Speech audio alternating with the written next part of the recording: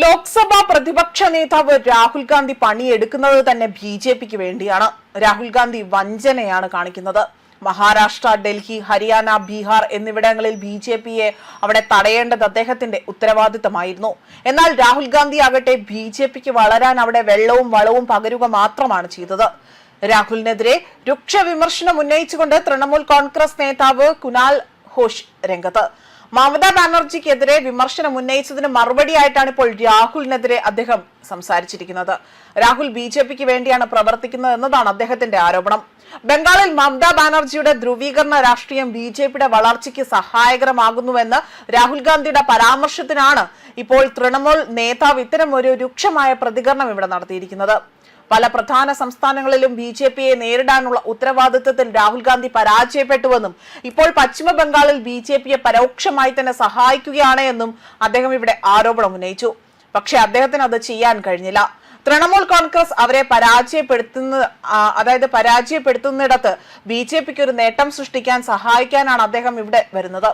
അദ്ദേഹം ബി.ജെ.പിക്ക് വേണ്ടിയാണ് പണിയെടുക്കുന്നത്. ഇതായിരുന്നു അദ്ദേഹത്തിന്റെ പരിഹാസം. അതേപോലെ തന്നെ ബംഗാളിൽ തൃണമൂലിനും ബി.ജെ.പിക്കുമെതിരെ അഴിമതി ആരോപണങ്ങൾ ഉന്നയിച്ച രാഹുൽ ഗാന്ധിയുടെ പ്രസംഗത്തിന് മറുപടിയാണ് ഇവിടെ വലിയ രീതിയിൽ പ്രതികരണമായി നൽകുന്നത്. തൃണമൂൽ പ്രവർത്തകർ അഴിമതിയിൽ ഏർപ്പെട്ടിരിക്കുകയാണ് എന്ന് ബംഗാളിലെ മുഴുവൻ ജനങ്ങൾക്കും അറിയാമെന്നും മോദിയോ RSSോ ബി.ജെ.പിയോ ഒരിക്കലും മമതയുടെ വീട് പിടിച്ചെടുത്തിട്ടില്ല.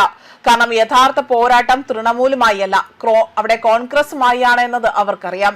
ബി.ജെ.പി വോട്ട് മോഷണം നടത്തുകയാണ്. മഹാരാഷ്ട്രയിലും ഹരിയാനയിലും അങ്ങനെയാണ് അവർ ജയിച്ചത് എന്നതായിരുന്നു രാഹുൽ ഗാന്ധിയുടെ പ്രസ്താവന. ബി.ജെ.പിയുടെയും TMCയുടെയും അഴിമതി അത് പശ്ചിമ ബംഗാളിനെ തകർത്തുവെന്നും സംസ്ഥാനത്തെ യുവാക്കളും സ്ത്രീകളും അവിടെ ദുരിതത്തിലാണ് എന്നും ജനങ്ങൾ മാറ്റം ആഗ്രഹിക്കുന്നുണ്ട് എന്നതായിരുന്നു ഇവിടെ വ്യക്തമാക്കിയത്. ഈ ആരോപണങ്ങളെ എതിർത്ത കുനാൽ ഘോഷ് ആകട്ടെ മമതാ ബാനർജിക്കുള്ള പൊതുജന പിന്തുണ സംസ്ഥാനത്തുടനീളം ശക്തമായി തന്നെ തുടരുകയാണ് എന്നും ബംഗാൾ വിരുദ്ധ നയമാണ് ബി.ജെ.പി പിന്തുടരുന്നത് എന്ന ആരോപണം പോലും ഇവിടെ ഉന്നയിക്കുകയാണ് ചെയ്തിരിക്കുന്നത്. അതേസമയം പശ്ചിമ ബംഗാൾ നിയമസഭാ തെരഞ്ഞെടുപ്പിന്റെ രണ്ടാം ഘട്ടം അവസാനിക്കാനിരിക്കെ മമതയ്ക്കെതിരെ രൂക്ഷ വിമർശനമായിരുന്നു പ്രധാനമന്ത്രി നരേന്ദ്രമോദി അഴിച്ചുവിട്ടത്. ബംഗാളിനെ വെല്ലുവിളികളിൽ നിന്ന് സംരക്ഷിക്കുക എന്നത് തന്റെ വിധിയാണ് എന്നും അതിൽ നിന്ന് ഒരടി പോലും പിന്നോട്ടില്ല എന്നും അദ്ദേഹം വ്യക്തമാക്കി.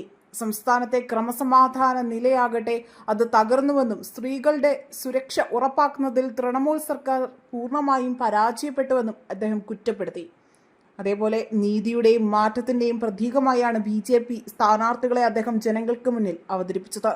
അതിനിടെ തന്നെ രണ്ടാം ഘട്ട വോട്ടെടുപ്പ് നടക്കാനിരിക്കുന്ന കൊൽക്കത്തയിലെ മേഖലയിൽ നിന്ന് 79 നാടൻ ബോംബുകൾ കണ്ടെടുത്തുവെന്ന് വലിയൊരു വാർത്ത പുറത്തു വന്നിരുന്നു. ഇതാകട്ടെ ജനങ്ങൾക്കിടയിൽ വലിയ രീതിയിൽ പരിഭ്രാന്തി പരത്തിയിട്ടുണ്ട് എന്നതാണ് സൂചനകൾ പുറത്തുവരുന്നത്. സംഭവത്തിന്റെ ഗൗരവം കണക്കിലെടുത്ത് ദേശീയ അന്വേഷണ ഏജൻസി ഇപ്പോൾ അന്വേഷണം ഏറ്റെടുത്തിരിക്കുകയാണ്. തെരഞ്ഞെടുപ്പ് അട്ടിമറിക്കാൻ ബോധപൂർവമായ ശ്രമങ്ങൾ നടന്നിട്ടുണ്ട് എന്ന സൂചനയാണ്. അതിനെ തുടർന്നുകൊണ്ടാണ് കേന്ദ്ര ഏജൻസികൾ ഇതിൽ ഇടപെട്ടിരിക്കുന്നത്.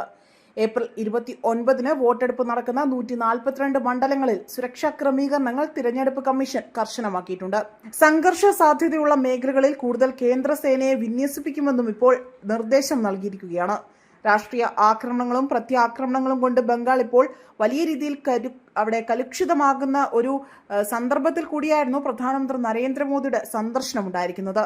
അതോടൊപ്പം തന്നെയാണ് ഇപ്പോൾ രാഹുലിനെതിരെ കടുത്ത ഭാഷയിൽ വിമർശനം ഉന്നയിച്ചുകൊണ്ട് തൃണമൂൽ നേതാവും രംഗത്ത് വന്നിരിക്കുന്നത്.